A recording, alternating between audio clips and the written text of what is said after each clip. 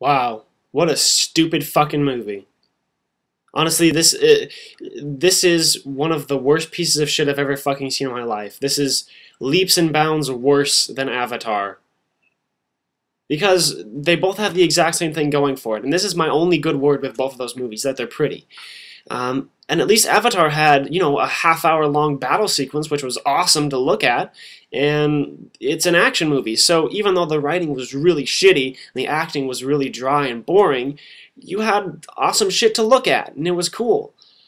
Titanic, it's just the opposite of that. It's the opposite of an action movie. It's a fucking romance movie. And not only is it a fucking romance movie, but it's a fake romance movie.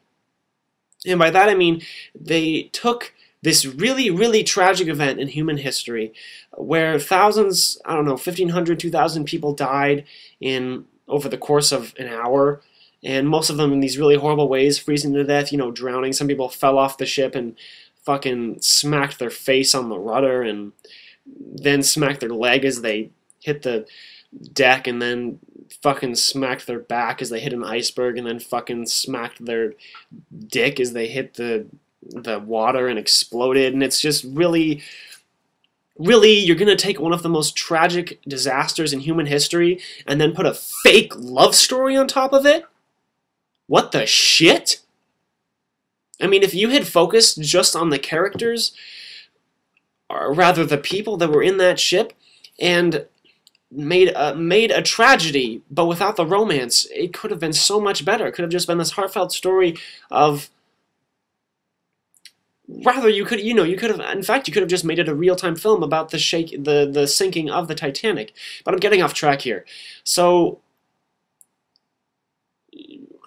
what really bugs me about this movie is that James Cameron took a really tragic disaster in human history and then took these two fake characters, these two fake people who were never actually there, and then made them more important and made the audience care about them more than anyone else in the disaster. I know movies do that a lot, Saving Private Ryan, the 9/11 films.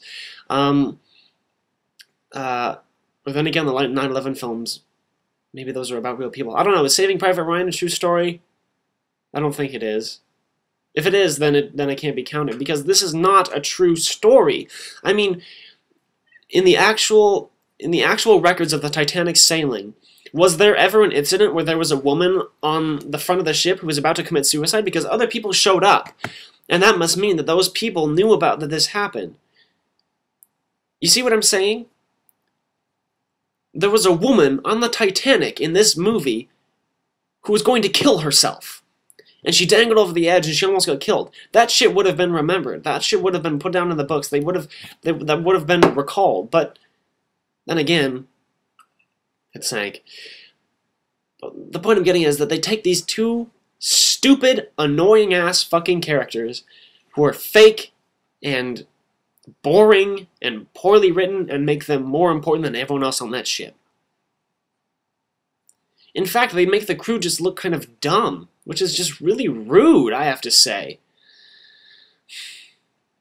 And what was with that fucking opening and outro? The first 20 minutes of the movie, I mean, because I've never even seen a scene from Titanic. I've only seen, like, those short clips, like, "I'm king of the world," speaking of which is a really stupid line. I have no fucking idea why it's one of the most celebrated lines ever, why it's so famous. It was really annoying, really abrupt, and really out of place. It sucked. And then there's that 20-minute goddamn intro-outro that just does absolutely nothing for the film except spoil the ending even more. Because it's the Titanic. We know it sinks. We know a lot of people died. But what it also reveals in the beginning is that Rose, when she's her older self, because it's in the future, obviously we know that she survives. And she's not with Jack. So we know he dies. Great. So we know how the movie ends. We know who survives. We know who dies. Now all we need is a fucking 2.5-hour buffer zone where nothing fucking happens. Oh wait, it's a romance film. The Titanic sinking isn't the focus. I'm sorry. The romance of these two idiots is what's the focus. They were together for, like, what, 3 days? And they fell madly in love with each other, and Jack basically sacrifices himself for this girl he's never met before? Jesus Christ. I mean, this is the definition of cliche. Fall in love after a few days, forbidden love. You know, families don't get along, but they rebel. And they have this huge transformation where the one from the rich family becomes, you know, more like a loose cannon and like a rebel and begins to enjoy life more. And then the kid becomes more proper and falls to this girl and becomes a gentleman. Fuck's sake. What a terrible, terrible, terrible fucking movie. And then you get James Cameron at the Oscars after he accepts his Best Director award, which, god damn it.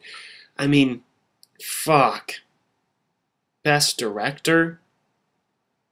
Anyway, he gives his Best Director speech, you know, his acceptance speech, and he says, I would like to take this moment to, you know, give a moment of silence for those who lost their lives in the sinking of the Titanic. Fuck you, James. You weren't trying to make a goddamn tribute to the Titanic and its victims. You were trying to plagiarize a really, really sad event in human history and make a shit ton of money off it, because people already know the ending. They already know it's a tragedy. They go in expecting it to be sad. They go into it expecting, oh, here's this cute little boy and this pristine girl. They're going to fall in love and it's going to be the cutest thing ever, but one of them's going to die, most likely, since it's, you know, a tragedy. It's just, I mean, this is the ideal stupid person movie. That's why it was so goddamn successful. Because people are fucking stupid. And they love shit like this.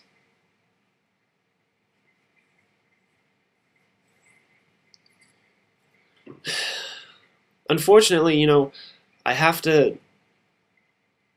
can't entirely hate James Cameron because somehow he made the Terminator films, which obviously, you know, those are action classics, and he made, it was either Alien or Aliens, I think it was Aliens, which is my favorite of that franchise, and was actually, aside from Star Wars, I think Aliens was the first big sci-fi film I ever saw, and it was actually the film that got me into sci-fi. So I have the utmost respect for him for Terminator and Aliens, but what are you doing now? I mean, Sanctum is getting these terrible fucking reviews. You can't just cling on to those visual effects forever, James. Eventually you're going to have to take a writing class. Yeah. Or just let someone else write. That would probably be for the best. God damn it, he won Best Director. What the fuck? The other nominees that year must have been really, really bad. Fuck Titanic.